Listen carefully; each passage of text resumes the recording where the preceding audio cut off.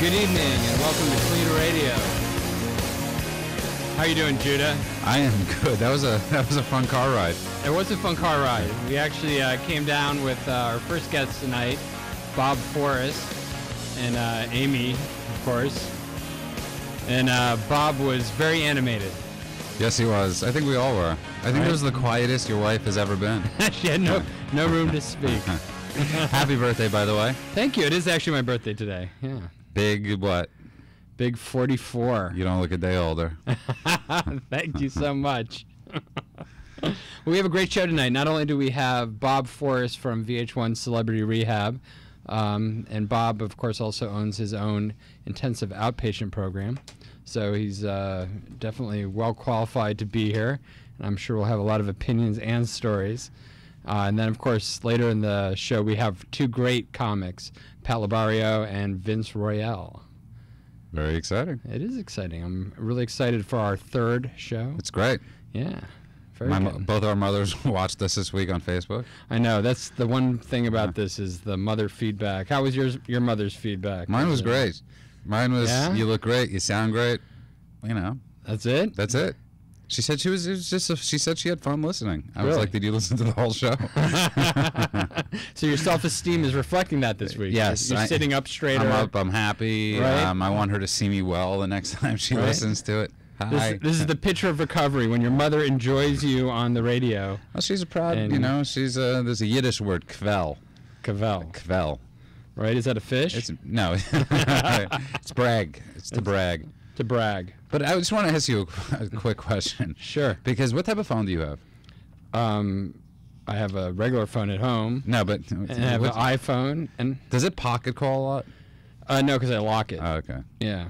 Yeah. Because every time this isn't as a joke, but every time I pocket call somebody, I always pocket call somebody I don't want to call. Like, I would have no intention of ever calling, like, one of those numbers that you just always have stored. Like your drug dealer. Yes, exactly. Because I have so many of them today. Yeah. I never actually had a drug dealer. You never had a drug dealer? No, I was an alcoholic. All I did was drink. Oh, so you did have a drug dealer. It was a supermarket. Yeah, it was the bodega down the street. The bodega down the street. So that was your drug of choice, was alcohol? Purely alcohol. Really? Mm-hmm. What did that look like? It was very messy. Very messy? It was interesting because what you were talking about. What were you talking about today? People with later stage alcoholism. Right. But they get that right away.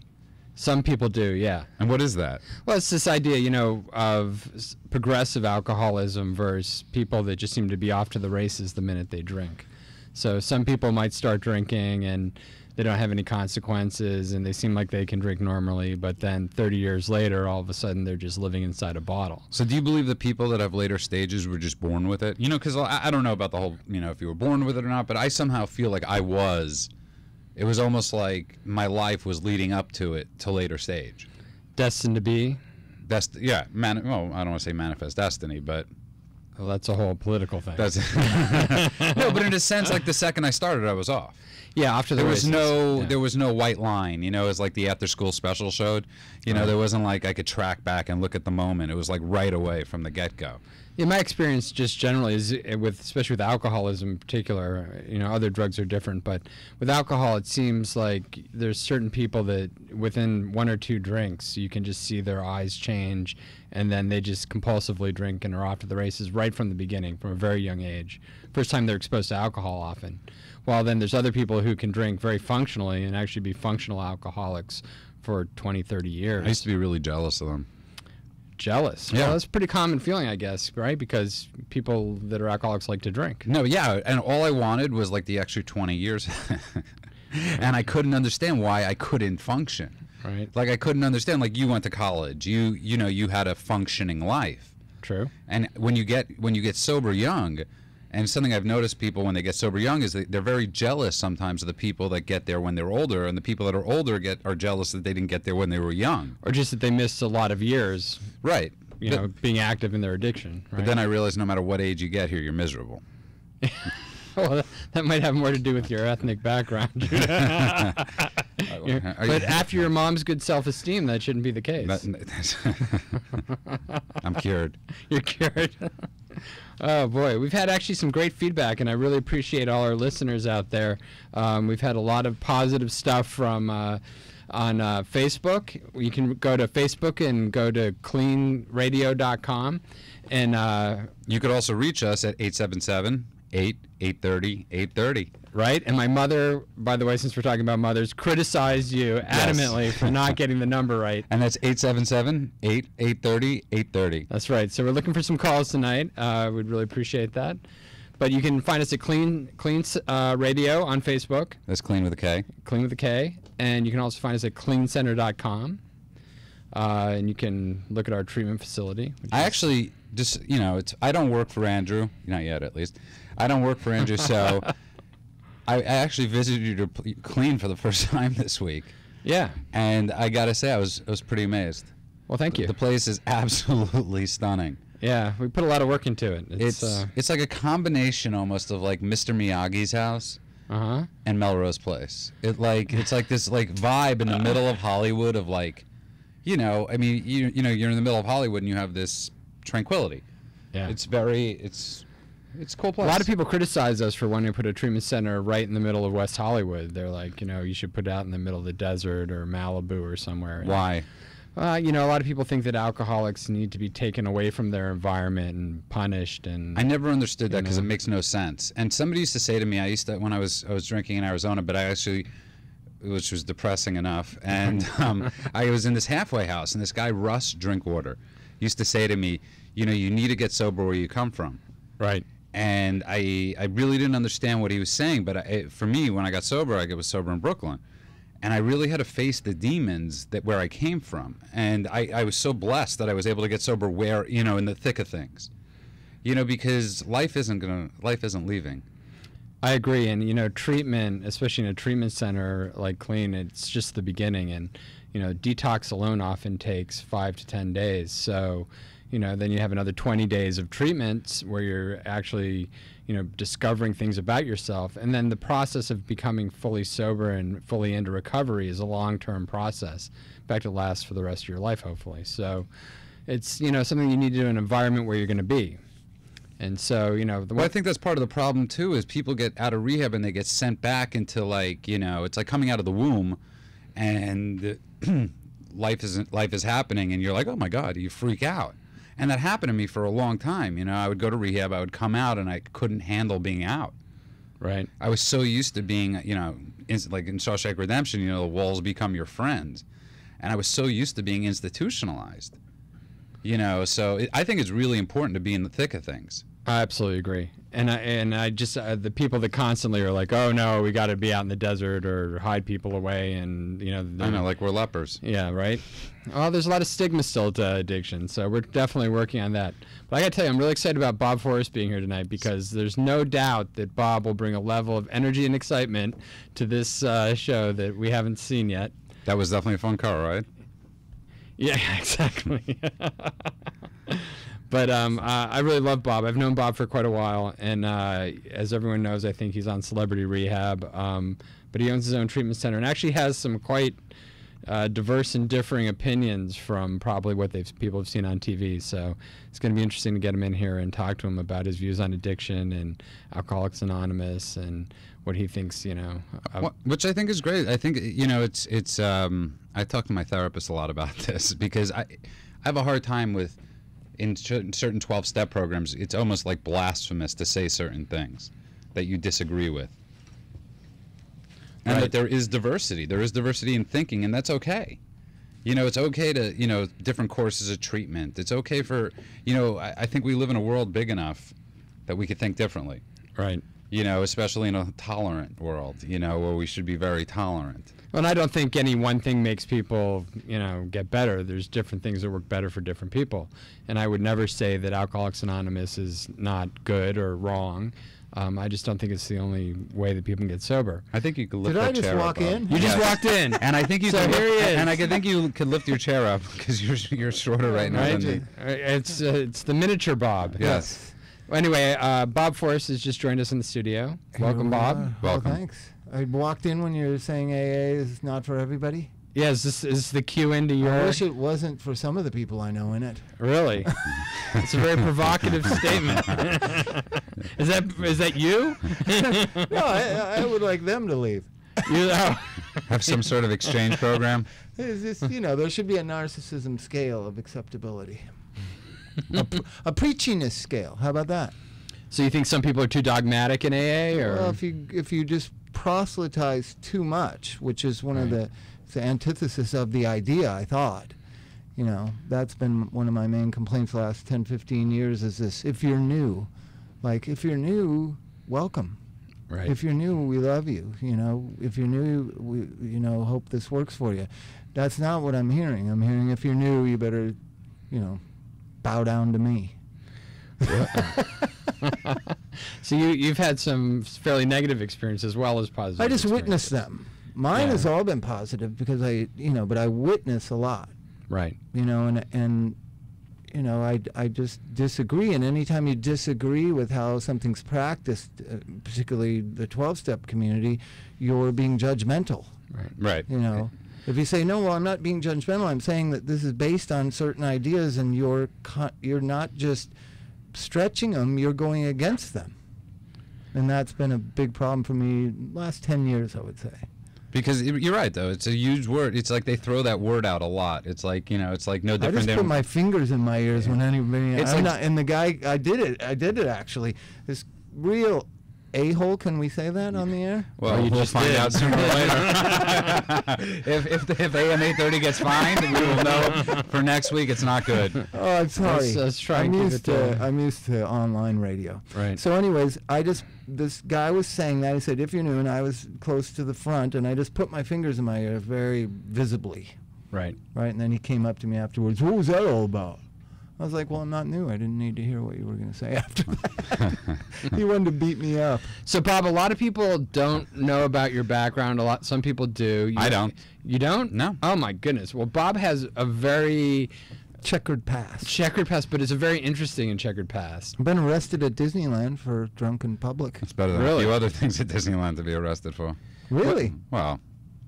I don't know. I don't want to know, Judah. Well, no, I mean, pulling down your trousers at Disneyland probably would be the worst thing you could possibly do. So Bob started really as a musician, right? That's how... As a poet, actually. A poet was your first here in career? Orange County. Yes. Really? Yes. So you're born and bred? Down here. Right. There's a whole hustle. You're a native LA? Or California? I was born in LA, and then with White Flight, came down here. Ah. So your family moved down here...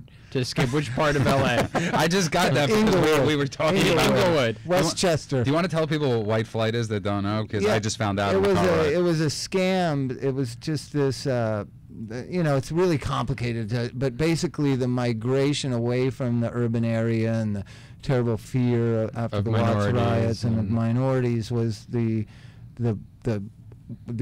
come to the wonderful place of Orange County. And how did you find that experience? I found it very strange. We lived in a place that had fences around the houses and then fences around the groups of houses. Right. It's the weirdest thing. Just cage yourself in. Yeah. It was like two American dreams. You had one white picket fence and one really big white picket fence. And if you screw up, then they put you in a bigger fence. Yes. Yeah. And it was a real culture shock coming down here. Right. Huntington Beach is where I ended up and finished high school. It was very strange. Never been, I always feel uncomfortable down here, like I'm going to get arrested. Well, that's because you were arrested down here a lot, correct? Many times. So then you're a poet, and then how did the musician thing happen? Well, my friends started bands, and I thought, well, how hard could that be, really? And so then, I knew some people that were musicians. We formed this band called Thelonious Monster, and it was kind of like just poems I had, and I scream them. Right. And then with very punk rock. Yeah, very punk rock. Although I've been discovering you're more of a hippie. Well, true. Yeah, we found that out. She found that out actually. All right, that Bob is a hippie. Here I am thinking, Bob, my buddy here, very punk rock, very cool. No. And then I find out he's like really a hippie. He likes patchouli. You can't be into punk rock and like patchouli. I don't understand. Can you explain that to me? Do you have a poem about that? I really wasn't into punk rock. I never slam danced. I never did it. I was into drugs and like violence, but not necessarily in that organized way that punk rock was. Does that make any sense? No. No, yeah. I was trying to grasp that, I couldn't. I read books when I was a kid because I was kind of a nerdy kid, and so I'd read all these stories of William Burroughs and Jack Kerouac, and I just wanted that kind of life. And punk rock was the only thing going on at the time that somewhat was a youth movement that seemed like that. But I never was a big slam dancer traditionalist. Yeah, when I grew up, I kind of grew up around punk rock, and a lot of people said that people that were in punk rock were really like what the hippies used to be. Yeah, it was a youth movement. Yeah, it was a you youth movement, and now I don't even know what it is. Now it's some place you go to at the Kodak Center and buy goth pants. Yeah. Well, there's many different versions. I was driving down Sunset on my scooter tonight. There must have been. That's mod. Yeah, He's way back there. I'm yuppie. He's back with Sting and there was like 300 people waiting outside, probably the Rainbow or one of those clubs over there. And I was remembering, I was driving my scooter. I was remembering the days where we used to hang out, where we used to wait online to get into CBGBs. Right. You know, and all I could think is, that was fun, you know, like that was like and I'm like watching them stand outside the Rainbow going. Well, you weren't at CBGB seeing the Ramones. Right, I wasn't at CBGB. You were seeing like Kraut. I have no idea who I was seeing. You just went to go for the sake of going, so you could say you went to CBGBs. What's your favorite band, Bob? Clash of all time. Of all time? Clash? Yeah, they were more hippies than any kind of punk rock thing. Right. I bet you it is the Carpenters. Yes, exactly. Right? It's good to drink to. Actually, the Gibbs. I do love Bee Gees. Yeah, but how could you not? How could you not? Well, Bob, I actually do know a secret about one of your favorite bands. You know many secrets. I do. Me. Barbra Streisand. Yeah, it is. How does that fit in? I don't under. Was this part of doing a lot of heroin, or? It was part of. It's about the lyrics, right? When I was very kind of, listen, at 14 we just moved down here. I went to Catholic school in Los Angeles and grew up in an urban environment and played basketball, and then all of a sudden I'm in this isolated community of white power, it seemed like to me. Right. And I just introverted, and I went to movies all the time and read books and listened to music in my room, and I really never fit in down here. And one of the things was A Star Is Born. It's a great movie. No, it's a great movie. A good movie. It's a classic movie. It wasn't just a movie to me. It was more like a real life experience. I get. You just listen. For me, I had that with the jazz singer. And I know that's one of the jazz singer with Neil Diamond. Yeah, are you guys going to bond over the jazz singer? It wasn't the greatest of the movies, but the original was a lot better. Right. But you just see this wherever you're from, and you're growing up, and it's sort of like a way out. It's just it's this new thing. So anyway, so you were into Barbra Streisand. That's obviously when you started doing drugs, correct? Well, it all came together. You know what I mean? And by the way, if you'd like to reach us and talk to us about to Bob about Star Is Born, the number is 877. I wanted to die of alcoholism. I know that. The number is 877-830-830. That's 877-830-830. So you wanted to die of alcoholism. How did you know that? Were you one of these guys that drank and knew you were a drug addict or alcoholic? No, I just like drinking. But I mean, this whole idea, the romantic notion started in the books and then in media and then in music and the history of music, and I just ate it up, and I thought, well, eventually you just die of drugs or alcohol somewhere. I didn't really have a clear idea of how that was going to. So it was like this romantic attraction. Yeah, that I would say I would never, like that whole thing of my first drink I knew I was an alcoholic. No, before my first drink I knew I wanted a romantic life. Mm-hmm. Did you enjoy using drugs at that time? Yeah, always. Right. And right up till the end. Movies? Here's another thing about drugs don't work. I used to shoot coke. It always works. This idea that it doesn't. You know, you hear in the 12 step, oh, it stopped working. No. Right. No. Yeah. Well, I'll show you a way it'll never stop working. Right.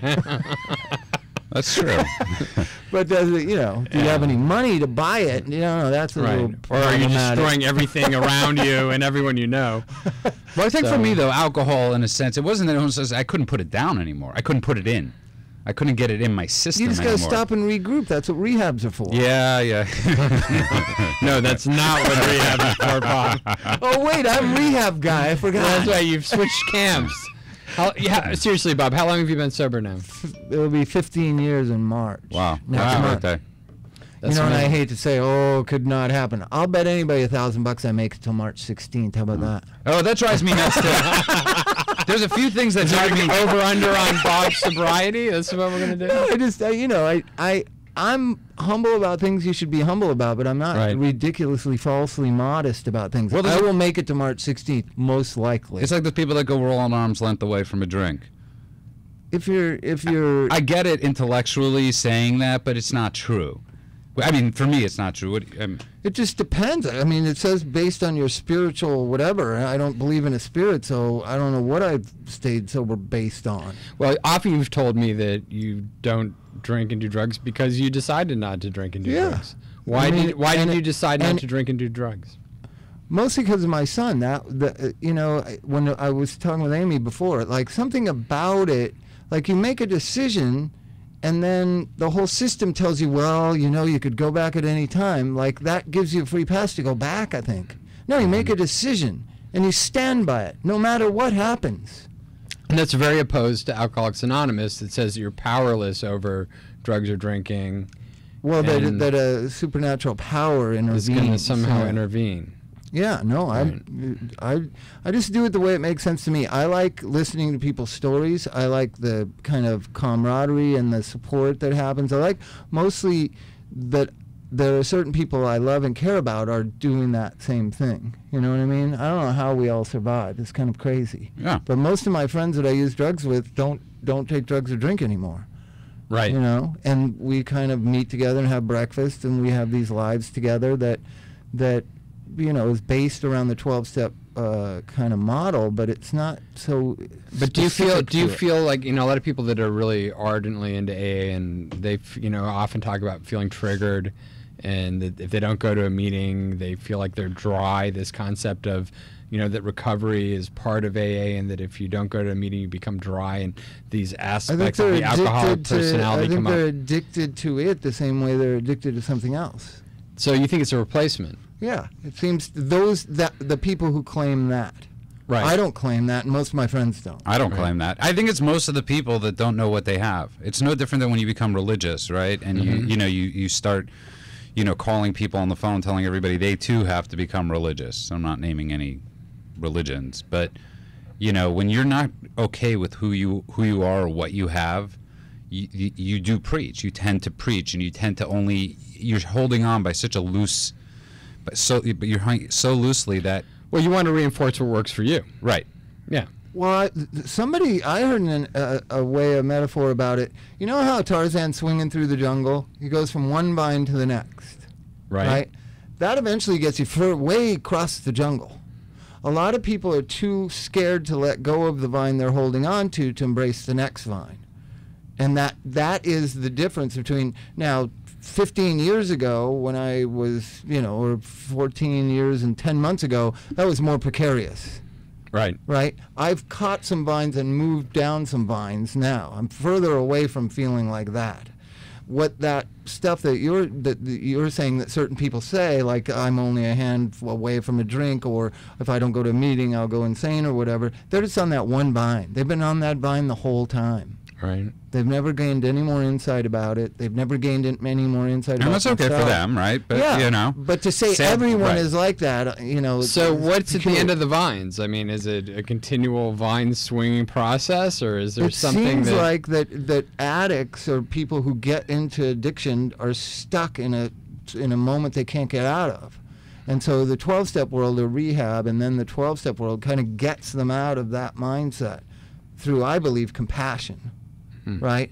And so it gets them out of that. Now, what you do with that, some people just stay with that. Oh, my God, this is the greatest thing that ever happened to me, and if it wasn't for this, I wouldn't be able to be me. No, it takes a lot of other stuff, too. Talk therapy, experience. The one thing in the 12-step world I hate is that self-knowledge avails us nothing. that is a hell of a statement, right? But there are other statements I really do love. What does that mean to you? Self-knowledge availed us nothing? Yeah. To me, it doesn't make any sense. It's self-knowledge that makes you realize that you have a problem. Right. You know what I mean? So how would you ever... Right, but I mean... I knew you were... You love that statement. No, I understand it too. I get totally... There's a lot of that stuff that it's like saying... there's tons of those statements in the book that say one thing and then sort of say something else. Yeah.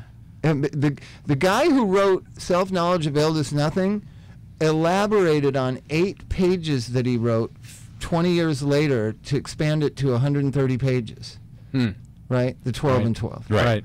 So basically it was working fine as 8 pages, and self-knowledge avails us nothing, but he elaborated another 130 pages. I guess you needed more self-knowledge. And if you'd like to talk to us about this or anything else, it's 877-830-830. That's 877-830-830. That's actually very funny, but it's good that we could laugh about this stuff. I think it's important to have this dialogue, Right. and I know it's shocking to some people, but this dialogue has been a long time coming, and it's happening more and more everywhere. You know, for years, no one talked about the 12-step world at all. It Right. was taboo. It was something that we were very nervous about doing our TV show. Like, are we going to say it? Are we going to say they have sponsors? What are we going to say? Mentors? Where are they going at night? What are they doing?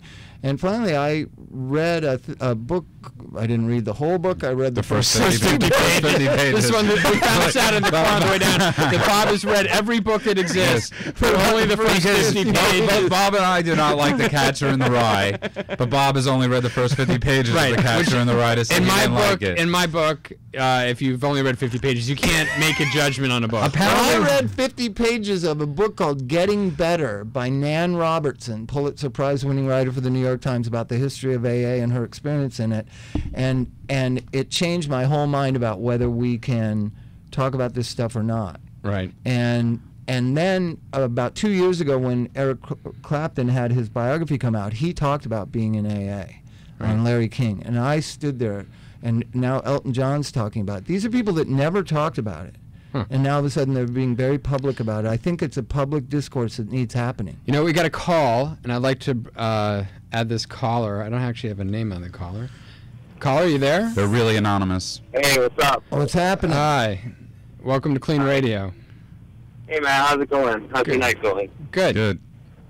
And Good. I'm about to go to Hollywood right now, actually, and party it up. And I don't know, I just stumbled upon your radio station. You guys are talking about drinking. And We're talking about shooting coke, actually, but whatever. yeah, and you know, I started thinking, am I an alcoholic just because I go 4, 5, 6, 7, 8 times a week to go drink? It's a good question. How do you know if you're an alcoholic? I mean, I don't do it alone. You know, I figure alcoholics are people that usually do stuff alone. You know. Well, sometimes. I generally think, you know, there's a lot of different definitions of what's an alcoholic, and there's certain criteria. Often it's self-defined, I think, though, at this point, and by set of consequences. What makes you think that you are? Well, because I drink every night, but I don't drink because I'm depressed or anything. I drink, you know, just because everything's more fun. No, I agree with that. yeah, so do I. For example, I had this really fat girlfriend, and Well, you know, I had to have sex with her, there's a so, thing like, there's a thing called ASAM criteria. It's kind of becoming outdated, but it's if it negatively affects your interpersonal relationship, your work or your school, your goals in life, if it's negatively affecting those, then you would question, like, maybe this drinking is a problem. But I have a really clear-cut way of telling you're not an alcoholic. Just if you want to stop, say to yourself, I'm going to stop for 1 year. And if you can adhere to that, then you aren't. I think you say like 1 month. No, 1 You're year. like 1 year. Let's do it. Here. But I think I could do a year, because if women could do 9 let's months, try you it. know. Don't drink tonight, then. Turn around, go home. Well, I'm not driving. Where in Hollywood are you going? Okay. I support my friends. You're going to start tomorrow. You know, club soda is fine. You can still meet girls and talk and have fun, not drinking at a bar. Red Bull Club Soda. Yeah. Good combo. He said it could be a problem if it negatively affects any aspects of work or relationships or whatnot, and if anything, it makes all aspects of my life much better. Okay, then another way of measuring it is ask your friends there in the car if they think you are. Right. Hey guys, who's up? There we Who's go. up? Let's get the survey on in the Yes, car. no, guys. Yes. Yes. Okay. If they think you're an alcoholic, ask them why do they think you're an alcoholic. Should they be driving in the car with you? Right. It just so happened to might have some alcoholic drinks with me too. Maybe, I don't know. You know? Well, generally, people that are alcoholic have consequences, be it socially or with their health. I mean, you know, you start seeing things happen, and most people get a big wake-up call from something, you know, like a DWI.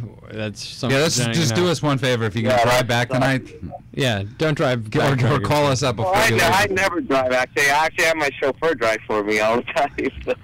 I'm guessing that's one of your friends that doesn't drink. Yeah. And he doesn't drink? Wait, the guy who doesn't drink that's driving? Well, I don't know. He's a pretty big. Oh, at least he'll get in trouble. Yeah, that used to be my thinking. Oh, that's weird. All right. Well, I don't know if we really quite answered your question there, Rick, but obviously, you know, one of the things I find if people are questioning whether they're an alcoholic, generally they're starting to head toward a pattern of drinking that is alcoholic. Okay. So now, it's something to look out for. What if you did other things in combination with it?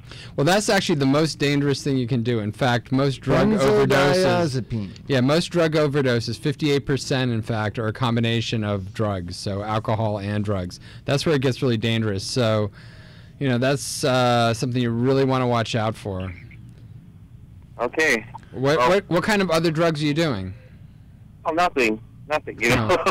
You were just curious. What the reaction would be.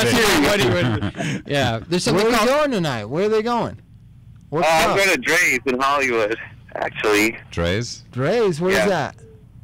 What street? The club. No, where? I'm 44. Bob's like 50. We're getting old now. And I'm and I haven't. Oh, I'm like, what? You guys haven't heard of it? What street is it on? Yeah, what street is it on?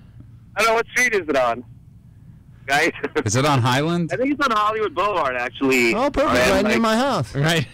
If you get drunk, you go stay with Bob, and he'll decide whether you're an alcoholic Yeah, or not. we'll figure it out. Watch me tonight. I don't know. I mostly don't remember my nights. So. Well, that's called blacking out, and that's definitely a sign of a problem with alcohol. So, you gotta watch out. All right, guys. Appreciate the call, Rick. Thank you. Have a great night. You know what? I had this premonition that years from now I'm going to be somewhere, and that guy's going to come up to me going, and in the 12-step committee and sober goes, I called that. I was in the car. It'll probably be next week. Well, Rick, do drive safe, and if don't be out there drinking and driving. And again, anybody that wants to call and needs any suggestions or advice, feel free to call. We're not trying to get you in anywhere. The number is 877-8830-830. That's 877-8830-830. And we're going to take a break, and when we come back from our break, we actually have a question by email for Bob, so come back and listen. We got Judah and Bob Forrest here from VH1 Celebrity Rehab, and I'd just like to mention that our intro does say that clean is a sober living, but we are now officially licensed as a rehab after 14 months of going through a licensing process. In the heart of West Hollywood. We passed everything at 100%, all our certifications. We're now 100%. We've actually been operating for over 2 weeks and doing very well. Mazel tov. So we have a question online for Bob. And the question is, do you think what Dr. Drew does on Celebrity Rehab is ethical? And that I can't win answering this question, can I? I don't think the question would be, is the show in general ethical? And let me just tell you the history of the show, and I'm not trying to avoid the question, but there was a period of time about 5 years ago when Lindsay Lohan and Britney Spears were going to rehabs every 2 or 3 weeks and shaving their heads, and all of a sudden I saw this kind of Promises in particular did it, where there was this media, like a tour of the spa-like nature of Promises. Didn't one of them pay too? Didn't Promises pay for one of them to go there? Well, I don't know about that, but the point being that now rehabs were being portrayed as these kind of spa-like places. Right. And I guess Britney Spears had gone to Antigua, to Eric Clapton's in Antigua, to Crossroads, and it was in this media's kind of attention about rehab was that it's this place where these people just go to get out of trouble, and then right in the middle of that guy who called somebody a negative term for homosexual from some Isaiah TV Washington show. Yeah, from Grey's he went to Anatomy. rehab because he had a slip of the tongue or something. I don't know what he had gone to rehab for. And so I came into work one day and I said, you know, this is BS what's going on about rehab. Rehab is kind of a sacred place to me. I mean, I learned a lot and I failed a lot, but I suffered a lot, but I met a lot of great people and I saw a lot of great triumphs in my whole 25, 30 rehabs. And I respect rehabs and I know what they are. And I knew how they were being portrayed wasn't. And I said, you know what? America is so stupid, Drew, that unless it's on television, they're not going to believe it. So now they think it's a spa. Right. So we need to do a TV show. And just here at work, we worked at this place called Los Encinas. We just need to put cameras in here and show what rehab is to the America. But you never really filmed at Los Encinas, right? No, they wouldn't let us. But so he had a show on Discovery Health Network, and they were very interested in it.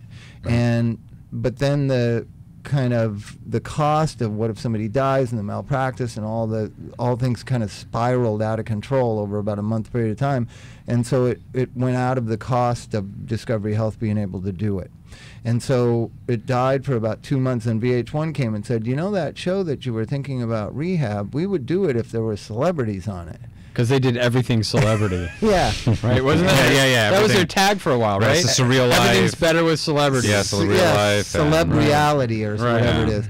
So I just was violently opposed to it. I just thought, and then Drew argued my point being, well, America will only watch things, you can only educate the mass public in certain ways, and they love celebrity culture, so what better way to do it? Using my argument that to kind of try to educate, because you're not going to be able to educate in some sort of this culture and this society in some sort of clinical way or some sort of, intelligent way. Let's put it that way.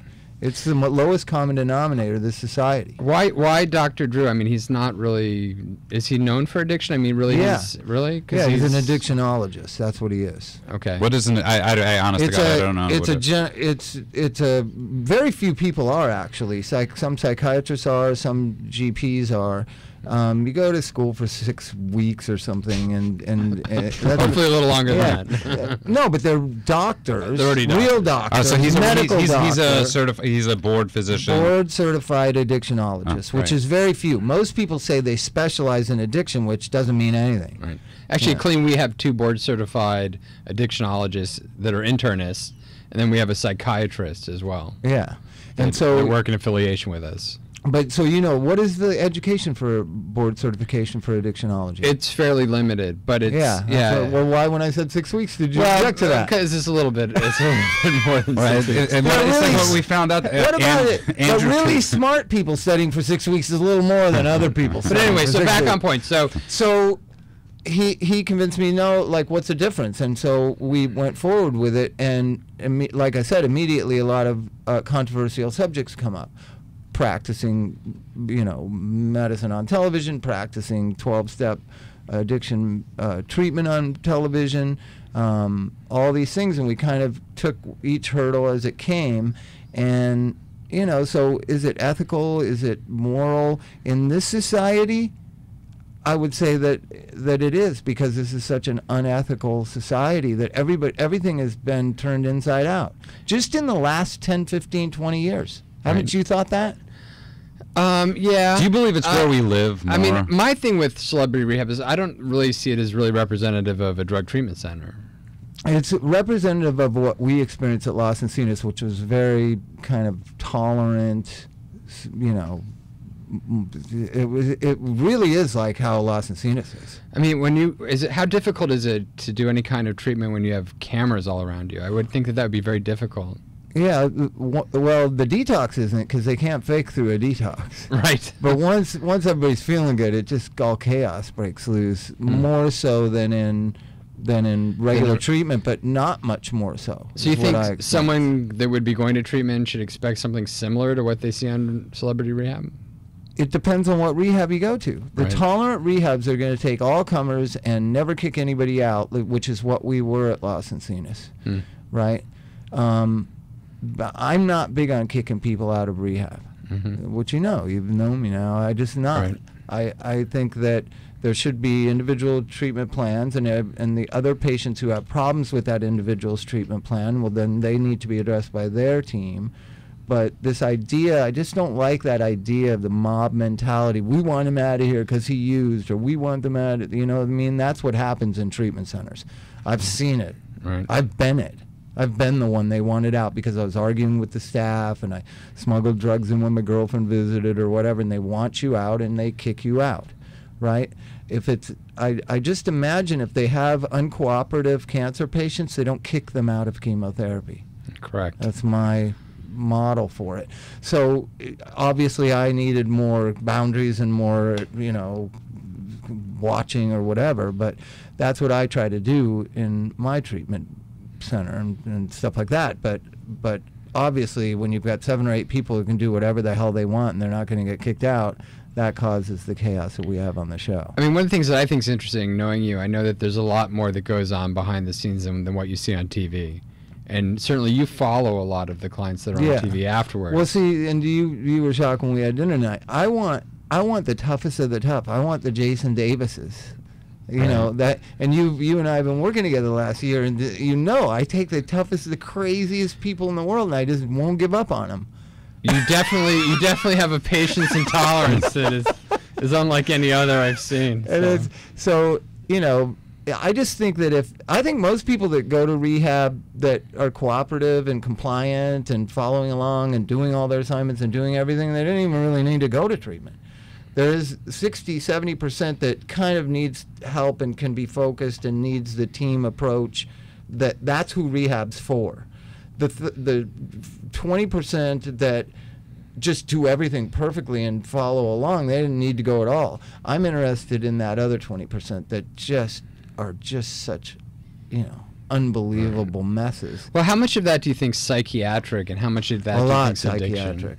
A lot psychiatric and behavioral and personality driven. I mean, there's a lot of different levels to these people.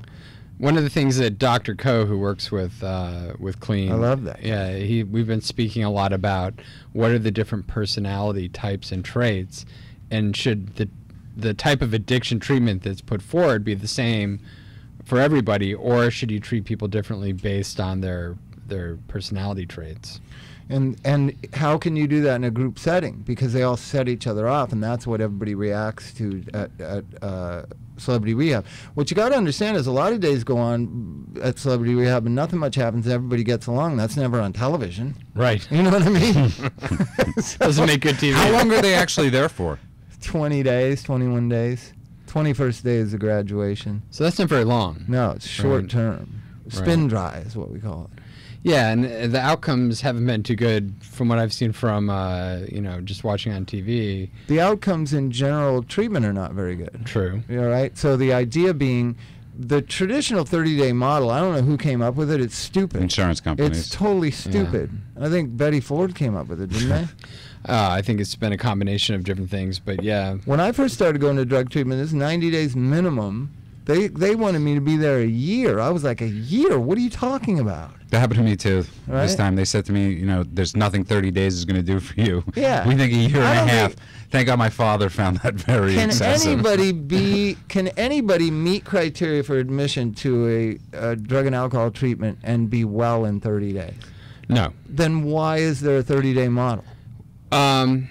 It's largely been bred out of, like Judah said, insurance reimbursement. And if you look at the history of alcoholism, it was largely lumped in just with psychiatry. And so the scheduling of how long people would stay, initial lengths of stay, started at 30 days. And 30 days was really, in psychiatric hospitals, especially private psychiatric hospitals, was considered the evaluation and assessment period. And then the average length of stay would be a minimum of 90 days. Yeah. So, but because of economics and the marketplace, we've seen this shift where people think something miraculous is going to happen in 30 days, and that just isn't the case. I really think it's more than that. What if you work? What do you do? If you got to get back to work. Right. Well, I think that's why we're seeing a boom in outpatient treatment, and we're also seeing this move towards long-term monitoring, where people are monitored for an ongoing period of years. Mm-hmm. Which is something we were talking about this week when I texted you yesterday, and I said, You know, why isn't there life coaches in rehab? You know, why isn't there like life coaching as you're in rehab? Showing, you know, when I was 20 and I got here, or whenever, you know, I didn't know how to fill out applications. I didn't know. I wanted to go to school, but I didn't know what. How do you fill out a college application? Well, if you can't fill out a college application, you might not go. No, and actually, no. But that's true too. But I actually got in. But I just needed to be walked through the process a little bit. You know, Bob actually got into Cornell lied my way University. into Cornell. Yeah, he lied. Yeah, it was sharpen up a little bit. And I was snorting coke and drinking. Well, here we are on Clean Radio. I'd really encourage people to call in. Our phone number is 877-830-830. I think your mother will be proud of me tonight that I got that correct. Yes, she will. So your mother and my mother will be proud of you. They'll both be kvelling, is the Yiddish word. Very good. Yes, everybody out there in Los Angeles has learned a little Yiddish tonight. If they remember it. Kvelling, it's sort of easy. Why do you think so many people fail treatment? Why do I think people fail treatment? I know why I did. Well, I think it's very difficult disease or illness or whatever you want to call it to overcome. I think that often... Yeah, I think the bar is... I didn't want to go. Personally, I think the bar is held too high. I don't believe most people that go to treatment want to go. My experience is there's tends to be a whole selection of people along a continuum of people that are really ready to get better and really need help and will get better, and then people that are there who are coerced through their family like or me. through a set of circumstances, and that they're they're doing their time. They used to call me the compliant client. That's what the counselors in rehab would call me, because I was one of those guys that I figured I'll just do whatever they say. You know, and I'm out of here in 30 days. They'll talk to my parents how well I'm doing. Did you ever draw a picture of your God in one of the handbooks? No, that wasn't one of the... I had like some... No, they never had me do that. Have you ever seen that? Yes. Have you ever seen that, Andrew? I'm sorry, what? In some of the paperwork that came through via Cry Help, Lost and Seen Us, that one of the assignments is to draw a picture of your God. Pretty close. No, but they had me like write 100 things that I was like powerless over. And I was like 100 things. And they always, it's like one of those trick questions, like the first thing you have to say is you know, or like, you know, it was like, and I was like 100 things I'm powerless over. What a crazy question is that? That's 12-step. No, I don't even know if that to me is Hazelton Guide. Is Hazelton Guide. It comes out of Hazelton's. Right. Yeah. Hazelton's, vast. For those who don't know, Hazelton is, the group that largely promotes most literature for AA. It's like the Walmart guide to the 12 steps. I one time was told, because I broke a rule, I had to write a 500-word essay on self-will run riot, and I wrote, I am self-will run riot, until it equaled out to 500 words. We're going to be taking a break in a couple seconds here. We'd really welcome your calls. The phone number is 877-830-830. And we'll be back with Bob Forrest, and we also have a couple great comedians coming in. And here's a little Barbara Streisand for Bob. I love her.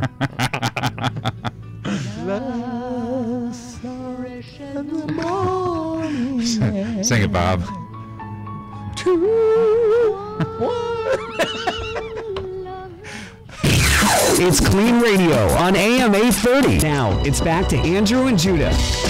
Hey now. Welcome back. We have Bob Forrest here in the studio with us from VH1 Celebrity Rehab, and also a great musician. I gotta tell you, I've never seen Celebrity Rehab, but I'm gonna watch it now because you're a fun guy. Oh, really? There we go. We start shooting a week from Monday. We've got a call I want to add in. We're coming to the top of the hour, and we're going to start with Joe, and hopefully we can keep him through the break. And then Joe, are you there? Yeah, I'm here. Hi, Joe. How are you doing? Hey, I'm good. How are you? Welcome to Clean Radio. Thanks. I thought this was the Howard Stern show. Yeah, we do like to have fun. I'll take that as a compliment. Right? I was gonna call in and go Baba Booey, Baba Booey. I like that. So hey, you guys are great, man. You sound great. Hey, I wanted to ask you guys. So look, I go through treatment, right? I stay in 30, 60, 90 days or whatever. What do I do when I get out of treatment to keep from like going back to the old life? How do I? What do I? Especially if I'm not into the whole AA thing. What do I do to stay connected to support system? What do you guys do? Whether you go the 12-step route or the regular route, I think it's about hanging around with healthier people than you did when you were drinking and taking drugs. Usually when you're drinking and taking drugs, you're hanging around with people that are ill like you. And so the idea is to gravitate towards people who are doing things in life, who have goals, who are healthier, and the 12-step world seems to be that world that organized in an organized way. And I think that's why it's so beneficial. Right. So you believe in fellowship in 12-step I programs? believe that you need to be around people who challenge you and are honest with you and are striving for things themselves and are personally honest and have integrity. And that's not in the drug and drinking world. Do you think that people move through that? Do you think that you can get past going to 12-step meetings? That you can surround obviously yourself people with do. sober, I mean, healthy- I have an argument about it. I just asked. You went last Sunday. You went last Wednesday. I went last Thursday.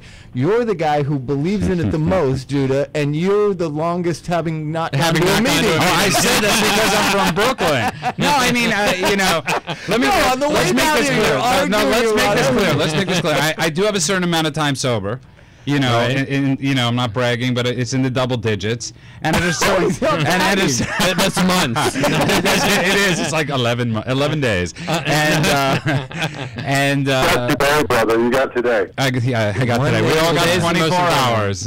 But don't you think it's about health? It's about mental health. It's about physical health. It's about life health, and that's what.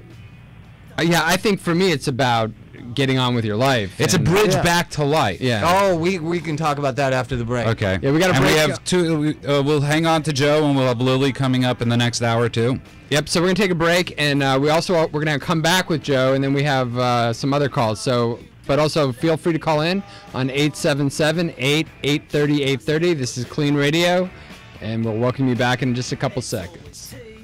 Here we are back again. Joe, you still on the line? I'm still on the line. Oh, so did we answer your question? I believe your question was, what do you do after treatment? You know, the idea being you got to do. Listen, if your life is kind of dominated by drugs and alcohol, and you go to rehab and you stop and you return back to home, you're gonna have to fill that time and that focus on something. And I think goals and being around healthy people and all this kind of stuff, the 12-step world it wins by default. I asked you on the way down here, it wins because it's free, it wins because it's everywhere, it wins because it's by default. Joe, are you sober yourself, or? I am, yeah. What do you find works for you? You know what? I agree 100% with most of what you guys say. You know, I go to 12-step meetings a couple of times a week, sometimes, usually maybe once a week, twice a week. But I surround myself with sober people, and I surround myself with people that have the same kind of ideals and the same kind of goals that I do.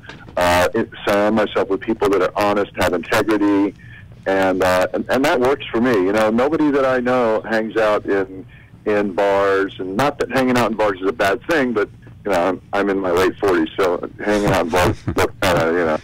Well, I used to drink with a lot of people that were in their 40s. Right? But anyway, you know, I surround myself with people and do things like, you know, I play poker a lot with a bunch of guys, and that's what we do for sort of sober entertainment, you know. So, you know, that's how I do it. So I was just kind of interested to see what you guys do, if maybe you guys do something a little differently than I do. And well, I made a decision when I got sober, and I wanted to do what I found fun. Now, I didn't know really what was fun when I got sober, but I wasn't going to be limited because if there was alcohol there. You know, I love going to sporting events. I love going to concerts. So for me, I learned how to do it, and I love it. I call it. Here's what I think. I want to seize life by the throat and live it. I've only got 20 or 25 or 30 more years left, and I wasted 20 of them. I wasted 10 of them for sure, just sitting in bathrooms. So I really want to live, and part of what turns me off about the 12-step world is more about fear and not living and staying to a structure and a dogma and a weird fear proselytizing world. I have a whole theory on why that is, though. And I think a lot of it is because, you know, when I got sober in Brooklyn and I used to talk about my dreams and a lot of things, a lot of people weren't living their dreams and they were jealous. you know, and they were like, you know, they were stuck in their world, and they were, you know, so whenever I would say this is what I want to do, they would say, well, you can't do that. Well, Joe, I really. I'm sorry. I see that too, and for some people, it seems like AA becomes almost an addiction, and they're stuck in there, and they're not living their life on the outside. What AA becomes is people's religion. That's what it becomes. Yeah. And religion is a dangerous thing, and Used incorrectly. just in general. Preachers don't do it, so you don't have to convince me. So I learned it because I was living in the fear, and I had relapsed 1,000 times, and I went to a meeting every day for about 3 years, literally every day, first 3 years. I started not going and feeling nervous if I was going to use, if I was one slip away and all this kind of stuff, until I read that part in the book that somebody just said. This is a bridge back to the real world. It's a design for living. So and the 12 step says something that nobody pays attention to. What is the 12 step? What is the 12 step? The basic idea of it. It's not what you think it is. Everybody thinks it's to help a suffering alcoholic. No, it's to practice these principles in all our affairs. And it's all your affairs. It's so funny because I always share that when I speak, and it's the thing nobody ever talks about. Nobody ever pays attention Nobody to ever that. talks Okay, about guys, the second we're half of the backing 12 up with step. a few calls, and I really want to give Okay, everybody let's a get it chance. going. So thank you so much, Joe. Joe, thank you. Hey guys, thanks. Take care. We have another caller. Lily? Yeah, actually, Lily from Garden Grove. Lily, are you with us? Hi, yeah, I'm here. Thank you for hanging on the line there. You're with Bob, Forrest, Judah, and myself, Andrew. Do you have a question? I just had a comment, and I don't know the guy who was saying that earlier. He's talking about, I think he had like 13 years or so, but That's Bob That's Forrest. Bob Forrest. Yeah. And it's 15. Yeah. Doesn't matter. Yeah, it doesn't matter. But it So you doesn't matter. disagree with what I said? I mean, right? well, you know, it's just that you were laughing about the fact that self-knowledge avails us nothing, but really what that means is all the knowledge in the world couldn't save us. No, actually, the knowledge does save you. Knowledge. It's practicing the principles, just like I was hearing earlier. I wanted to stop many, many times. How I did you was then? many, How many did times. you? How did you then? Well, you also said that you just made a decision and then you stopped. Well, you know, good for you. But in my situation, you know, it was nothing like that for me. Then- I made the decision plenty of times. It just didn't work until You I was didn't ready stick to with it. put You went back on the decision you made. Is what I'm saying. I'm saying the third step says made a decision to turn our will and our lives over to the care of God as we understood Him, whatever that means. But somehow you made the decision. Can you hold on? Can you turn your radio down? Yeah, your radio's feeding back. So you know, it's just, and it's fine. How long are you sober for? I'll have 15 months on the second. Okay, well, Amazing. Congratulations. Yeah, that's awesome. So you got to go in 1 month and get your NA chip if you don't go. They got a good black chip. They do. It's very cool. I got sober in good one. Israel. The only thing they had was NA. Yeah, there you go. So no, I understand that you've gone back on the decision. Is all I was saying, and I don't mean to offend anyone with my opinions. I don't mean to say that your experience isn't important and valid as mine is. I'm just here kind of talking in a general way about some of the because the 12-step world's working for you, and it works for me, and it works for Andrew, and it works for Judah. But the fact is, it doesn't work for lots of people who die. And I'm trying to hold it to a higher standard. And Bill Wilson was no saint, ma'am, if you really stay sober about 4 more years and then look into his background. You know, this idea that he was on high like there's Jesus and Paul and Bill Wilson, it's not true. Well, I think Lily made a good point, though. I mean, all of us agree that people that have developed a problem with drugs or alcohol and addiction should stop drinking and doing drugs or alcohol. sure. But Lily made it very clear that she couldn't stop. She felt like she couldn't stop. Is that correct, Lily?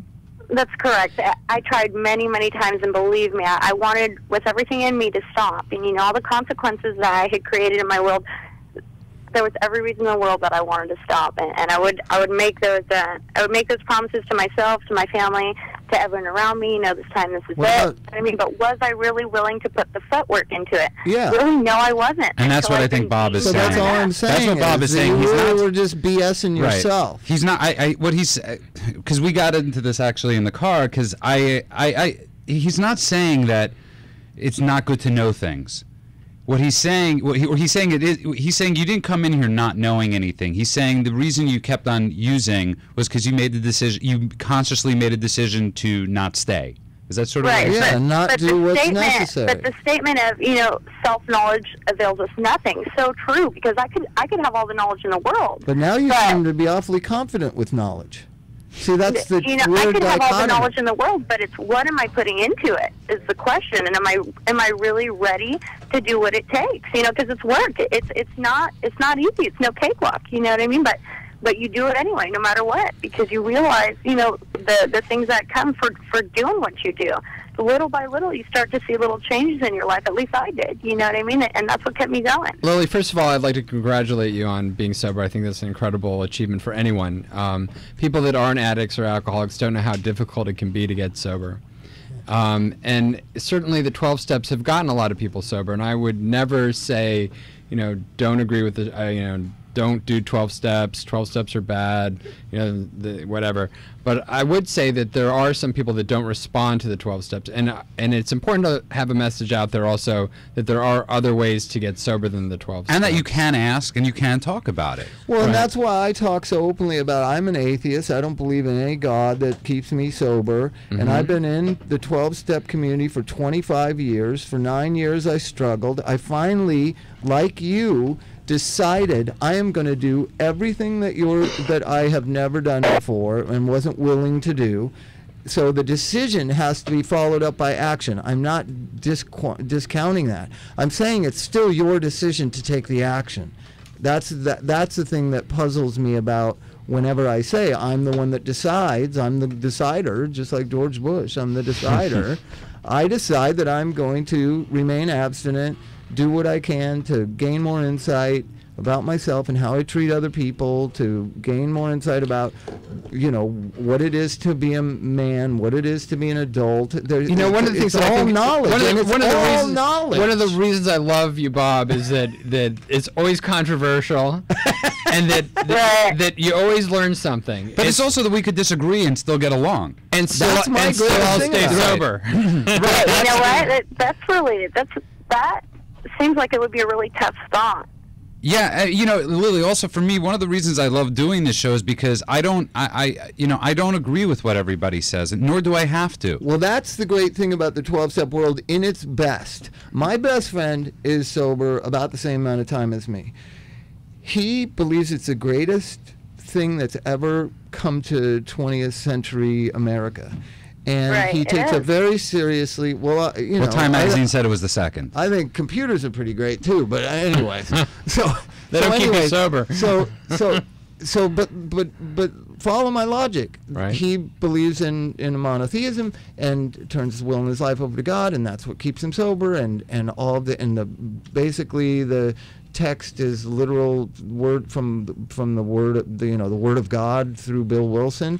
I sit in the back and kind of don't pay attention, and we're both sober, and we both claim that it's the thing that helps support us in our life becoming abundant. Well, Lily, I really appreciate your call, and I encourage you to go to Facebook and like us at KLEAN Radio. It's Clean with a K. I sure will. And, Thank you so much. I also want to give a shout out to Pat Leborio, and he's awesome, and to Vince. Oh, they're here. They're in the studio. They just joined us in the studio. There they are. Yes, we have Pat Leborio and Vince Royale, our two comedians tonight, and they're just joining us in the studio now.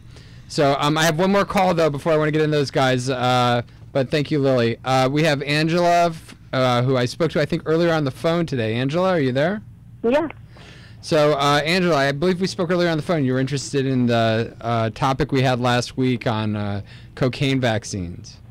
Yeah, I actually didn't hear your radio show. I was just doing research for research essay I have to write for school. Well, first of all, you can go to Facebook and put KLEAN Radio in Facebook, and all of our shows stream through there. So you can go back and actually listen to the show. And you can see what Andrew and I look like. You can see what we look like, and with this week you can see Bob Forrest in his shrunken down seat. But I did pull the study for you again. The study is called "New Cocaine Vaccine May Squelch Cravings, Remedy Addiction," and it's a study from the National Institute on Drug Abuse. And it was researched at Cornell University and the Scripps Research Institute in California. And you can find it on medicalnewstoday.com. So just search for "New Cocaine Vaccine May Squelch Cravings." And it's a very actually interesting article. It talks about how they're splicing genes from mice with receptors for human beings. Does it work for crack too, or is it just cocaine? It's any kind of cocaine. Okay. But like we last time we had this discussion, we discussed that people are just going to go to meth. So are you going to get a vaccine for everything? Might try it.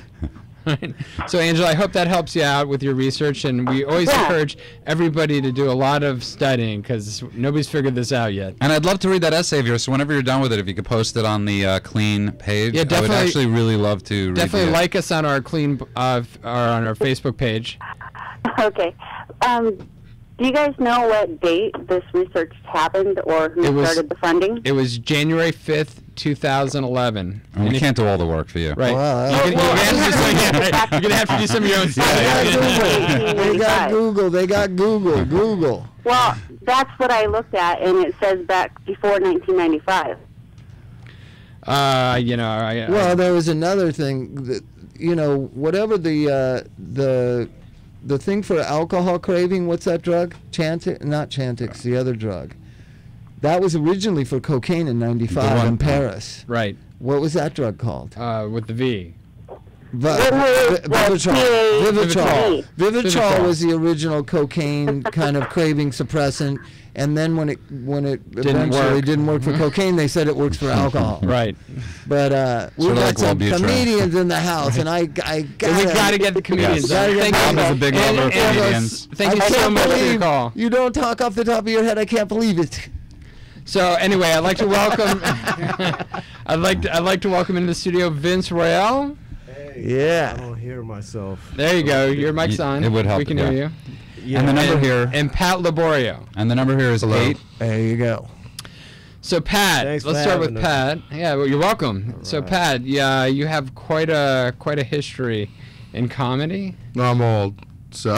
I personally, I just have to say it. He doesn't want me to say it, but I just love this Reebok commercial he's in. You got to go onto YouTube. I haven't seen it. Search for Pat's name and watch the Reebok commercial. You've done like over 80 commercials, though, correct? Yeah, 85, I think, to date. 85. Wow. Unbelievable. I actually teach commercial acting. So. Were you sober while you were doing 85 commercials, or No.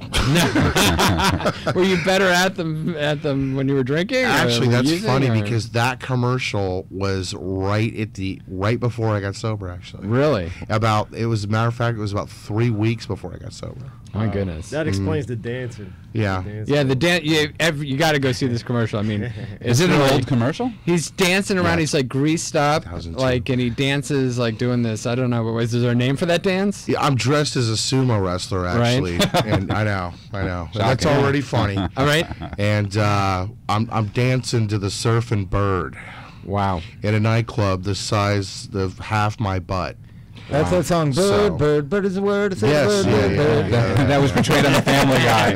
We can reenact it here. Bob will sing it. We're actually on video, so can you do it for us in studio? Pull those shorts up a little bit. Bird is a word. It's a bird, bird, bird. Bird is a word. See, Bob, I wish I could sing. Bob's I actually can't got a good sing. voice. Oh, that's right? amazing. When he was right singing with Barbra Streisand before, Yeah. Well, dead on. that's why he was in a band. there. Exactly. That's That's true. why he gets all the chicks, you know. Yeah. You got to be in a band. Comedians don't get chicks. No. Vince will tell you who we get.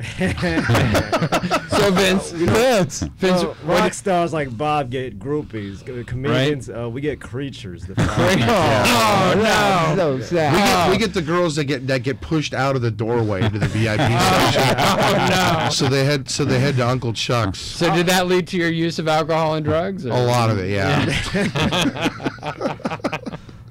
That's why. So Vince, Now, there's a great, as much as there is a history of alcoholism and drug addiction in music, there is in comedy also. Oh yeah. There's more comedy death from drugs than there is almost in music. It's pervasive. It's unbelievable. And suicide recently, too. Yeah. We have a lot of comics on the show. In fact, all 3 shows we've had comics on, and just amazing how much a lot of comedy seems to come from tragedy. Yeah. And a lot of people that are comics seem to have very dark stories that they've turned into very comic, and it's all entertainment for the rest of us at that point. Yeah, absolutely. I don't think you can be normal and do comedy. No, it just won't definitely be funny. not. It has to be something tragic in your life to be funny. So Vince, what's your story? How did you get into comedy? How did it involve drugs and drinking, or did it, or how did?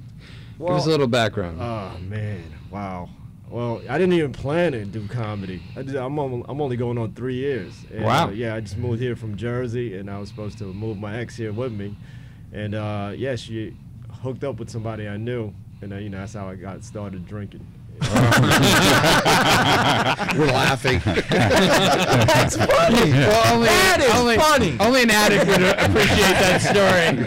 I totally relate. I thought he was going to say that's what got me into comedy. I was trying to open up to you guys. I remember being younger, and some homeless alcoholic pointed at me, and I was with this girlfriend of mine in college, and he said, and he was just really drunk, and he goes, "Never lose the woman, man. You'll just drink yourself to death." You know. I guess So Vince is our example of that. story. That's what happened. I just Right. started drinking a lot, hanging out of bowling alleys and bars, and had open mics for comedy. And I just Right. I just went up there and started ranting. Look at that. And then- Wow. All in one. I love that. Drinking and ranting at the bowling alley. That's the Alcoholism secret and to a comedy at the successful same time. comedy career. No, but I've always been, I've always been a performer. I studied acting in college, and I've Right. always been a class clown. So it came naturally to me. And the next thing you know, I just bookers started seeing me, so I started playing the big clubs. I watched. I've actually seen you live. You don't realize this, but I've actually seen you live at John Lovett's club. Oh, really? Yeah, I saw one of your sets. Oh, which show was that? Oh, I don't remember. It was a little while ago, but it was funny. Oh, Very thanks, funny. man. Yeah, Appreciate it it. was.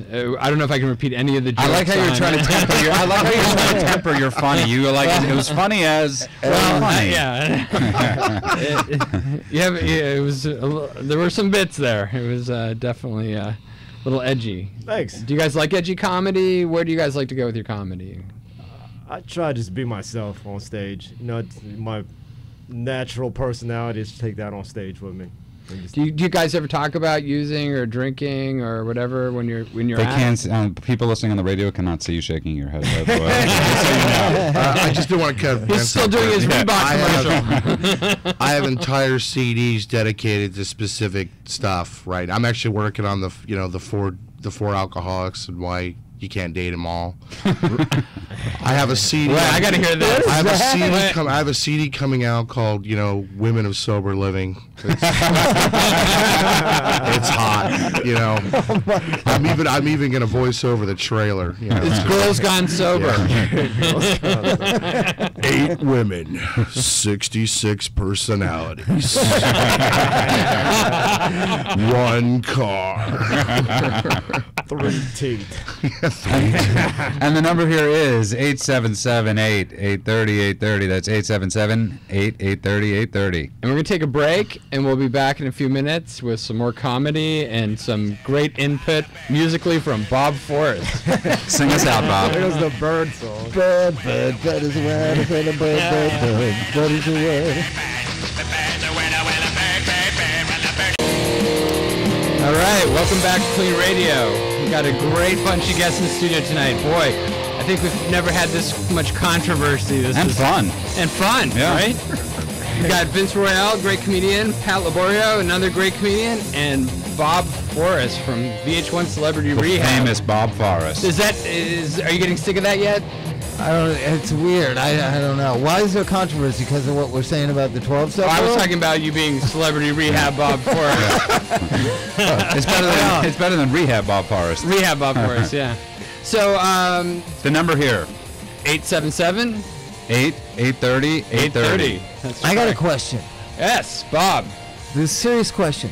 Okay. Because I believe in productivity and doing productive things, and we talked about this at dinner too.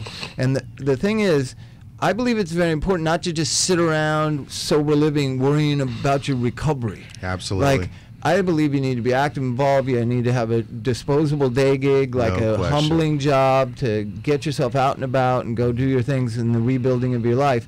And I wash dishes, right? What did you guys do? What did you do when you first I got licked sober? envelopes in my sponsor's office. There you go. He ran an advertising agency, and I had to send out about 500, 600 pamphlets to different medical facilities, and I licked every There you go. envelope. That's a very humiliating job. What did you do when you got sober? I was a parking attendant. There you go. That's a humiliating job. Sitting by myself in a glass room smaller than my jail cell. So probably picked the wrong get well job, but No, but I seriously think there's every person I know who has long-term sobriety had a job that was instrumental in the beginning of their sobriety. Absolutely, you got to stay active. And nowadays people are told just focus on your recovery. I don't even know what that means. What are you supposed to do? Just sit around and think I'm recovering, I'm recovering, I'm recovering? Well, here's my question: is that also a societal thing? Because I think a lot of if you say to a 16-year-old kid these days, flip burgers for your first job, they can't get the job for one thing. You know what I mean? These are all jobs that nobody wants that we just did. Right. I mean, I was a Sub-Zero. I was a Sub-Zero. Andrew, what'd you do? Andrew ran a company. I ran a company. What did you do? Man, it's embarrassing, but I worked. I don't know if I could even say it. You were a fluffer? No, I worked for Mickey Mouse. There you go. There you go. Disneyland tickets. Oh, great. There you go. You're right, though. It's a very good point. There's a level of humility in usually this beginning stages of rebuilding your life that I think is very important. Yeah. And when people don't have that, like I'll give you an example. I was in Cry Help. They told you got to have a workout, you got to have a job. I was a musician. I said, I'm a musician. They said, that's not good. You got to get a regular job. I said, BS. You said you got to have a job. I'm a musician. I'm working on songs, whatever. So I played a gig, and got the money because you had to have a certain amount of money in order to graduate. And I played a show at McCabe's and put the money in the bank account, and then I graduated. It was BS. The point being, you need to do something every day, productive with your day. You have 16 hours. Pat, what made you decide to get sober? Honestly, I thought I was going to die. I mean, Really? it was literally that That's a good reason. I thought I was going to die. Now, I didn't get sober like many of the people that I've helped through the, step work. I don't think I got sober for the right reason. I got sober to save my career. I mean, I got dropped by all my management, lost every deal I had. I got fired from a movie set that I won't mention. So I actually tried to get sober to get a career back, and very quickly, because I think I was in it aggressively to get better. It didn't take me long to realize that I was doing this just to live, literally.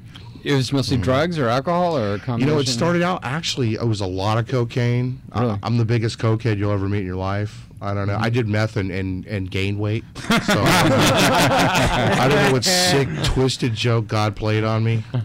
Right? I look like the Hawaiian version of Fred Flintstone, and the speed did not help. Right. But no, it started out with a lot of coke, a lot of speed, until about my mid-20s, ironically, and then I thought, I'm never going to do that again. I'm just going to drink, and then it got worse, actually, just from drinking from my early 20s till I got sober at 32. How did you get exposed to it at first? Was it just around your friends, or? Pretty much, the same way everybody does. It was in high school, it was early, like probably my freshman year in high school when I started drinking a little bit. I was a great student. I was a star athlete, actually. Right. I mean, it's hard to believe now. So I had right angles on my body at this time.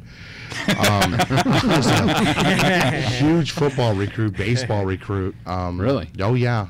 I was projected to go real high in the baseball draft. And also football, I was getting letters from every school in the country. But the drinking actually, right towards the tail end of high school, that's when it started to progress into cocaine and crystal meth, and it got worse and worse, and eventually. Do you think that was kind of self-destructive on your part on purpose, or did you just get sucked into it? Did you recognize you were losing these things? What's really funny? Because, and I'm just gonna call it my sponsor. I know we're secretists. So if you want to win, Pat, you got to hang around the winners. Right. And I believe that in life. It's people like, and I can't judge it for everybody, but for people like me, I need to be surrounded by winners, and I wasn't. I was surrounded by people just doing the bad things, and I got sucked into it. It started with just a little bit of coke, a little bit of speed. It progressed.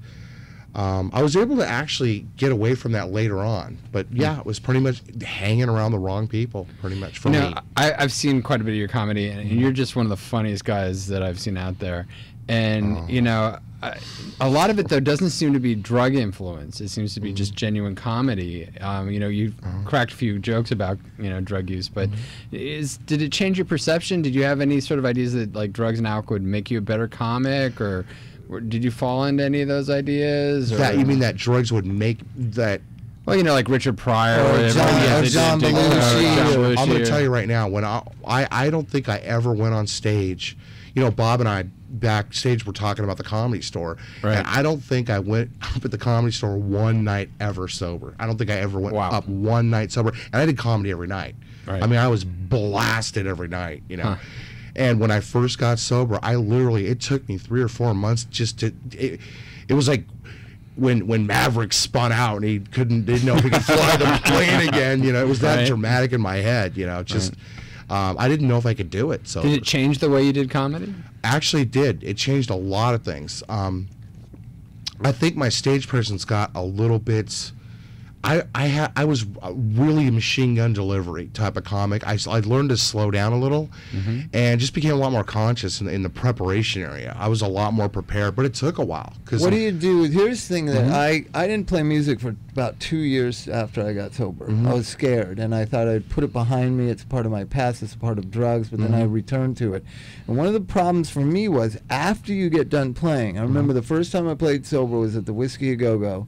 Like at 12 o'clock at night, I was driving home, and that emptiness and that weirdness, and like everybody's going to have fun, and you're going home to do what? Right. Like be sober? Yeah, exactly. It really, you know, and I had to figure out what am I going to do after the shows? Right. You know, because the tendency is to go party afterwards. Exactly. Like that's what you're describing. Yep. If you're going to be sober, what are you going to do after the shows? And I always go grocery shopping. Grocery shopping. Yes, because nobody's nobody's there. there. For sobriety is Ralph's supermarket. Yeah, that's it right there. No, it's because you have cash, and you usually, I don't know if you grocery shop, you don't buy all the things you want because you can't afford it or whatever. Now you got cash, and it's the thing I do after I play, and I just load up a shopping cart full of stuff, and it takes about an hour to load it all into the house. It's a little thing of what you're gonna do. Come on, Andrew. You're not we were talking about this.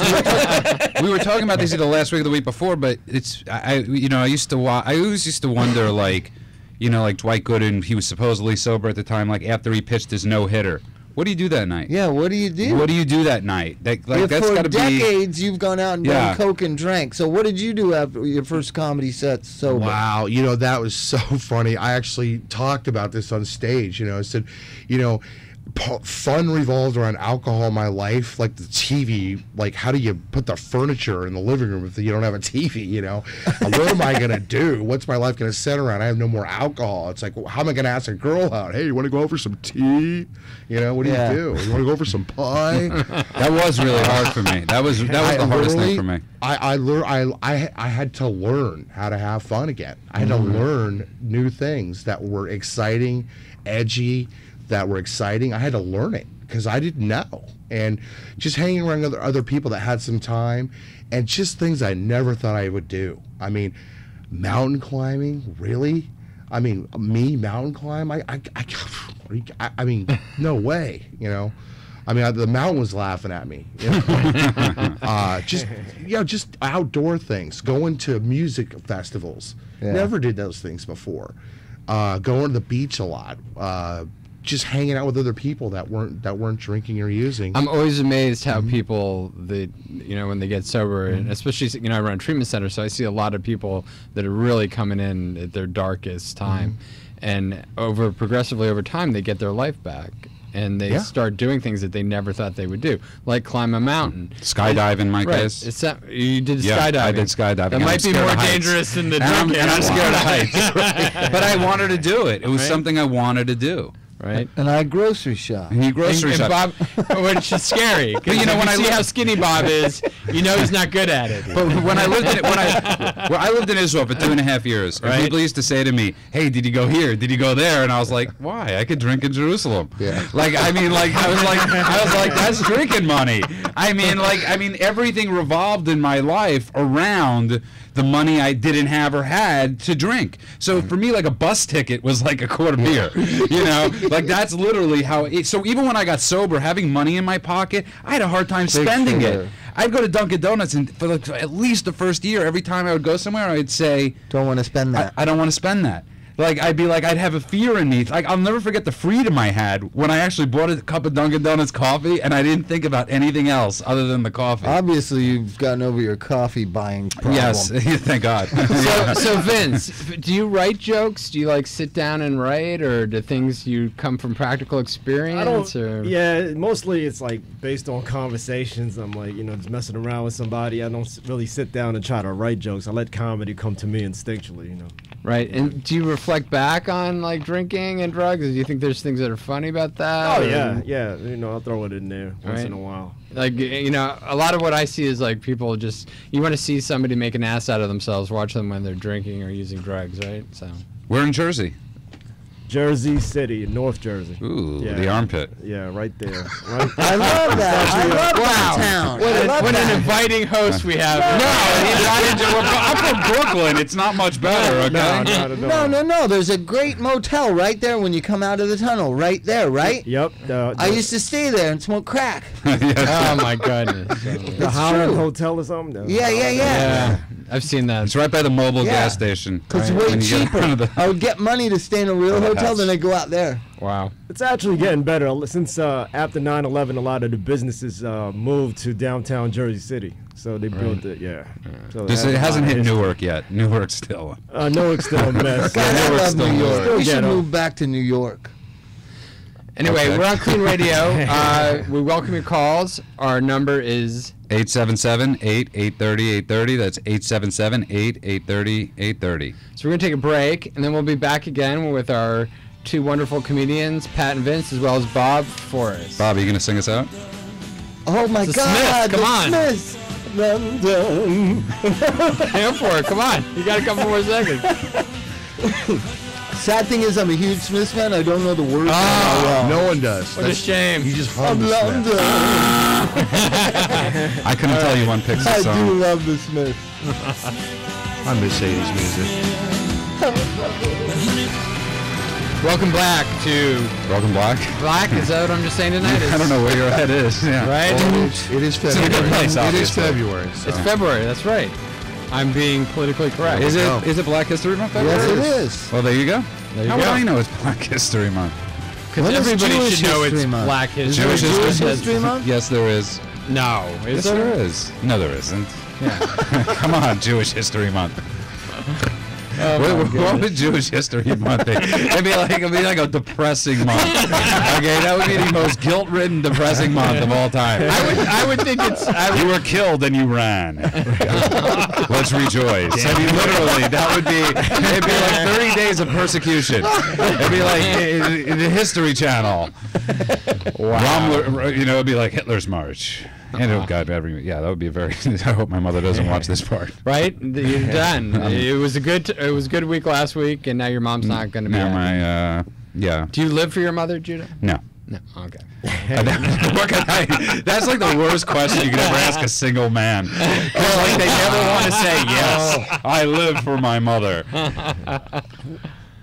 That whole "my mom lives with me" bit still not working. No, still not working. You know what drives me crazy? The women that say, and it really, women that go, oh, I want a guy that treats his. That's how you judge a guy is by how he treats his mother. I'm like, really? Because guys in prison all love their mother. Yeah. So it's a little too early to say I love my mother. Okay. It's a true story. I was in Kingsborough Community College. I pick up this beautiful girl. I drive her home, and she's in the middle. We're talking. She's like, "Yeah, I have an ex-boyfriend," and he's like, "But I was like, where is he?" She's like, "Oh, I don't want to talk about it." I was like, "Come on, where is he?" She goes, "He's in jail," and I go, "Is he really your ex?" He's like, "Well, he's in jail." Like a real Brooklyn girl with the Brooklyn hair, and she goes to me, "You don't know him like I know him." She gave me one of those, and I was like, "But I don't want to know him like you know him." I don't know why I'm talking about this girl, because it's really not that funny. But anyways, heartbreaking, actually. Yeah, that makes sense. Heartbreaking. No, it was like, yeah, anyway. I was just reading an article. It turns out that since 2005, Nevada has been having a tax on every slot machine. $2 from every slot machine annually went to drug prevention and gambling and alcohol and gambling anonymous programs. Wow. And the state's now cutting it. Which doesn't really surprise me because money's down. Well, they also want people to gamble, right? Or maybe they should have put it into like renewal of Nevada. renewal of Nevada. Well, actually, they're claiming that they can't make their budget, and so they need to cut. Yeah, that's the thing. Yeah. Yeah. Then nobody's gambling because nobody's got any money because nobody has any jobs because there's a recession and blah, blah, blah, and it trickles downhill. But let me tell you something about addiction. Some people, Andrew, believe that addiction is just simply an attachment disorder. Have you ever heard that? Yes, What is an attachment disorder? It's what you have with your mother. Oh. Okay, for anybody that's listening, this is not true. It's true. Oh my goodness. Let me ask you something, Bob. Yeah. Now, since I stopped drinking, I've been playing a lot of video games too. Is there such thing as a video game addiction? There is, There to a is? thing Really? called EverQuest. There's actual drug 12-step based. Well, it's process abstinence-based- addiction. Yeah, Yeah. but to that particular game, EverQuest. Have you What ever is heard that? of it? No. I don't know. It's not one of these multiplayer. Is that like the online- Avatar? You get, Yeah, you're in it's like a world within a world. World of Warcraft? Yeah, but I've had problems with World of Warcraft. Actually, my ex I made think me that's- choose yeah, I think World of that's- Warcraft and her. And at one point, I said, you know what? I can't leave my trolls alone. Oh, there you go. Were you talking about your girlfriend or the game? Both. That's true, though. We mentioned this last week Yeah. that there's a Internet. whole group of people in Japan that have been diagnosed as being addicted to the internet, and there's this group of young men. They estimate to be around 100,000 that have not left their room for years at a time. They actually have cut off their hands to And treat them. Their mothers actually bring them food, and they just live in their room, and they're completely addicted to the internet and playing games. That's it. That's their whole But life. basically, you replace, if you're really out of sorts and out of whack, and then you replace it with something you get out of sorts and out of whack with that. What you want to do is head towards a better understanding and a healthier outlook and all the stuff that we've talked about. I think when you first get sober, though, a lot of us, me in particular, I played my son. My father, I mentioned this last week, got me a Sony PlayStation. Right. And for just because I couldn't go to sleep, I couldn't sleep. So all I would do is at night, play my Sony PlayStation and listen to the radio. But eventually, I grew out of it. But Yeah, it was. but you were doing other things in order to grow out. Yeah, I of was it. doing right. I was doing right. that's the I wasn't point. just sitting at home Yeah. playing my Madden You're not going to 99. run its course. You See, gotta that's my problem. I wake up in the morning and I get on my PlayStation, and I do that all day. You mean the actual video game? Yeah. Yeah. The actual video game. try getting out and about with your buddy and going to some meetings. Yeah, and maybe we should meeting go. some people. Where do you live? Mountain climbing or something. Hollywood? No, Orange County right now. Yeah, go to an early morning meeting. Yeah.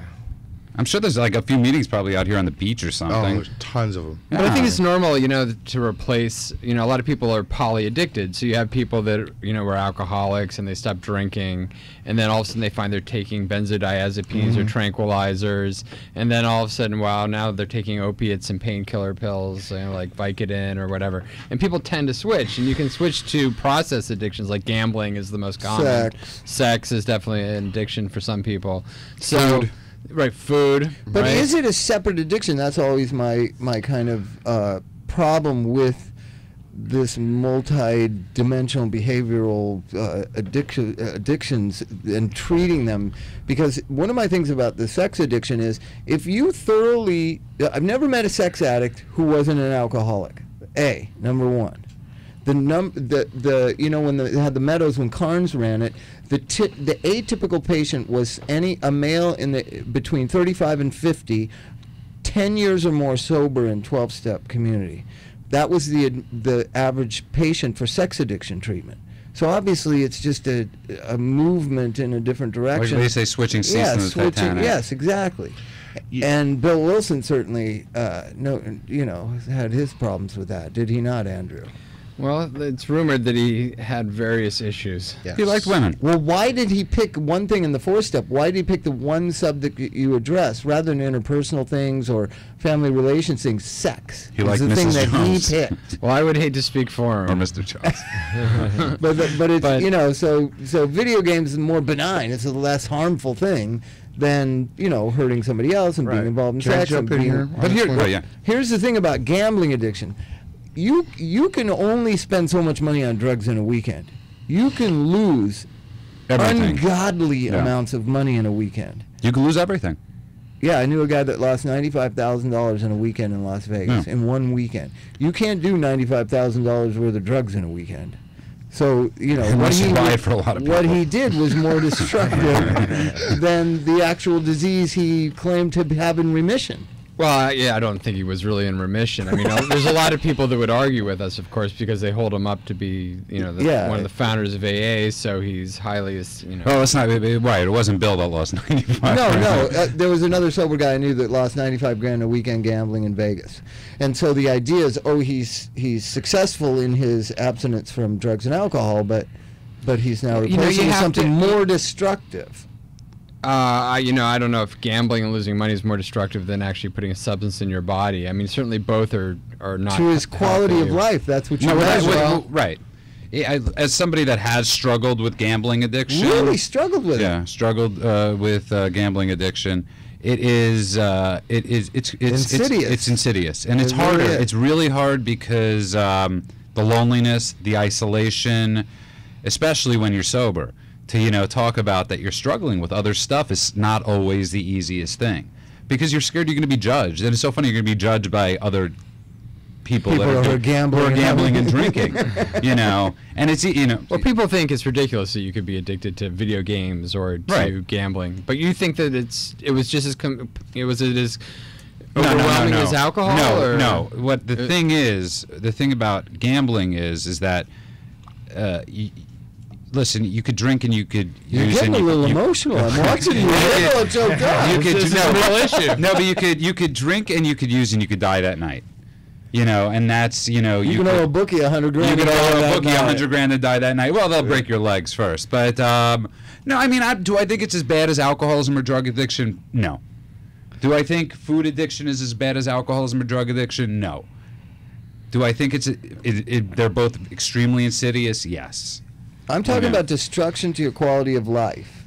If you're claiming that you're well because you don't drink and take drugs anymore, and you're losing $95,000 in a weekend, well, I don't think anybody's claiming they're well. They do, though. I'm sober. That word, I'm sober, means something. It's progress, not perfection. It's, right, and the gambling is less harmful. Or you just said it. Gambling and sex addiction less harmful than drinking and drug addiction. I don't know about that. No, you're right. It's in the sense like this. Was Bill Clinton? Let's use Bill Clinton as an analogy. No, for a second. I like the sex addict? addiction. Sex involves another person. Was You Bill are Clinton taking advantage and abusing and or causing now an interaction with somebody else that is part of your addiction. Was Bill Clinton a sex addict? I don't know. You have to ask him. No, the reason I'm asking that is because the decisions in his life was affected by... All of our lives were affected. Right. All of our lives were affected by the fact that this guy, you know, couldn't keep his thing in his pants. So is it... So, I mean, what I'm asking you is because you're talking about the fallout. You're talking about the consequences. Is there a difference if the consequences are great? I'm saying that sex addiction involves somebody else. It's more destructive than alcoholism that doesn't involve somebody else. We actually have a call right now from someone that's having a problem with a friend. Why don't we get them on the line? Caller, are you there? Yes, I am. Thank you. Yes. How you doing? Good. How are you? And your name is? Ross. Hi, Ross. How are you doing? I'm doing well, thank you. But I have a question for you. I have a really good friend of mine who is drinking way too much and very self-destructive, and I just don't know what to do how to help him. Have you confronted him? I'm sorry? Have you confronted him and said how sad it makes you to watch him do that? Yeah, but he's just in denial about it. You know, it's my life, that type of thing. You know, and it's affecting his wife and his friends and his family. Was anybody here intervened on? Did anybody have that happen? Yeah, I was. Yeah? Mm-hmm. Can you tell us a little bit about that? Well, basically, I could relate to what his friends going through with the denial. Right. Because this is a sad thing, because I was intervened on several times by my friends mostly. And unfortunately, until the person actually asks for the help, there isn't a whole lot you can do, and that's a sad thing when you're watching somebody just drive their life right down the gutter. There's certain that you can put some pamphlets in front of them. You can say, hey, listen, this is affecting other people. You can try to intervene. You can at least make it aware to that person. and it was aware to me that people have a problem with me, but until I realized that I believed it, that I believed it was a problem for everybody else and myself, unfortunately, the interventions didn't work on me. People in AA, and you watch intervention, they say that people have a bottom. Do you believe in that concept? Absolutely. And yeah. what did that mean for you? The bottom meant the first step. That was my bottom. My bottom. The difference between saying, I knew I was an alcoholic for 10 years. Right. I knew I was, and I even said I was. The difference between me hitting bottom and continuing to drink was, for 10 years I tried to fix the problem by myself. As soon as I admitted that I could no longer help myself, that I needed help, that I was powerless to help myself, that was my bottom. My bottom was I was completely and quickly powerless. After that comes a succession of ideas. One, making a decision to follow through with a commitment to remain abstinent, attend meetings, get somebody to guide you through. But Ross here on the line saying, he's got a friend. He's obviously I get really harsh about this stuff. What about the concept of raising the bottom? But the idea being this. The way that people worry about other people, I don't really get. And it's part of how alcoholics manipulate systems for years, in my case, 10 years. As soon as everybody just said, you know what, go ahead and be about your business, and didn't talk to me anymore and didn't want me in their lives, about 7 months later, I eventually got sober. But as long as they were chasing me around and wanting me, please, Bob, please, I was like, okay, yeah, all right. And so I remember the first orthodox intervention I had.